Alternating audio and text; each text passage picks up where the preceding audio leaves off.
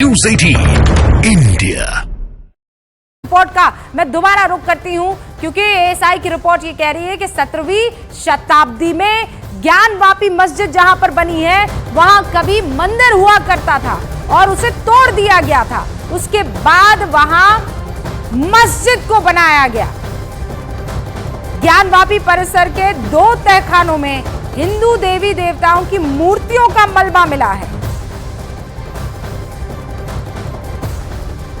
मेरे सहयोगी अमित सिन्हा वाराणसी से इस वक्त हमारे साथ जुड़ चुके हैं, उनका रुख करते हैं।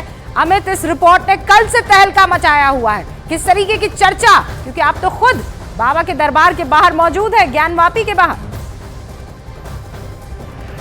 जी हाँ, बिल्कुल रूबिका। और कल जैसे ही ये रिपोर्ट सार्वजनिक हुई तो जाहिर तौर पे हिंदू पक्ष जो आज तक दावा करता आया है कोर्ट में और जिस तरीके से बातें कहता आया है कि ये उनके पूजा स्थल है, बाद में इसको गुंबद बनाया गया, तो एएसआई की रिपोर्ट से ये साफ जाहिर हो गया है। हालांकि अभी मुस्लिम पक्षकार के पास लीगल रेमेडीज है, उस लीगल रेमेडीज का वो जाहिर तौर पर इस्तेमाल करेंगे। लेकिन मैं एक तस्वीर आपको सबसे पहले सुबह दिखा देता हूँ।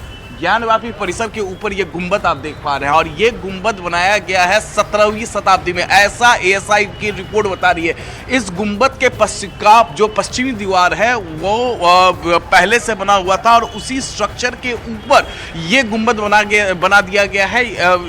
ये एएसआई सर्वे में है जो 18 दिसंबर के दिन डिस्ट्रिक्ट कोर्ट वाराणसी में दायर किया गया था। वो जो एएसआई सर्वे रिपोर्ट है वो भी इस वक्त हमारे पास है। इसके अलावा दूसरी सबसे अहम बात जो एएसआई सर्वे रिपोर्ट में है कि सर्वे के दौरान जो 92 दिनों तक एएसआई ने अंदर ज्ञानवापी परिसर में सर्वे किया है, उस दौरान 32 ऐसे सनातनी चिन्ह मिले हैं, यानी कुछ नाग देवता, कुछ देवी देवताओं के प्रतिमाएं, कुछ त्रिशूल की प्रतिमाएं दीवारों पे वो गुरेदे गए थे। तो इससे स्पष्ट जाहिर होता है तो कि कहीं ना कहीं ये जो दीवारें थी वो 17वीं शताब्दी से पहले थी।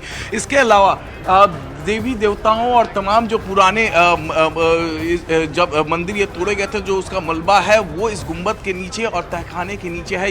ये बात भी साफ होती है, यानी जो अब तक हिंदू पक्षकार दावा करता आया है जिस तरीके से कि ज्ञानवापी परिसर पहले उनका पूजन स्थल था और 1970, 1965, 1992, 1985 की वो तस्वीरें लगातार कोर्ट में सबूत के तौर पर देते आए, तो उन सब बातों पर मुहर लग गई है एएसआई की इस रिपोर्ट के बाद। अब जाहिर तौर पे अब कोर्ट की कार्रवाई आगे बढ़ेगी। अब ऑब्जेक्शन फाइल करने का समय आ गया है। अब मुस्लिम पक्ष को देखना होगा कि क्या ऑब्जेक्शन वो फाइल करते हैं। हिंदू पक्षकार क्या इस सर्वे रिपोर्ट से वो संतुष्ट है? अगर संतुष्ट है तो वो जाहिर तौर पर अगर मुस्लिम पक्षकार ऑब्जेक्शन फाइल करेंगे तो उसका वो जवाब देंगे, नहीं तो मुस्लिम पक्षकार अव्वल तो माफी चाहती हूँ, अमित सिंह है मेरे सहयोगी यहाँ पर, क्योंकि पहली दफा राब्ता हो रहा है। तो अमित, आप भी ये बात समझ रहे होंगे, लेकिन जो बात दोनों पक्षों को समझनी है भाई, मुस्लिम पक्ष ने पहले भी तो ये कहा था ना अमित कि हमें सर्वे हम नहीं चाहते, सर्वे होना ही नहीं चाहिए। इसका मतलब जहन में कुछ तो था, लेकिन अब सर्वे आ गया है।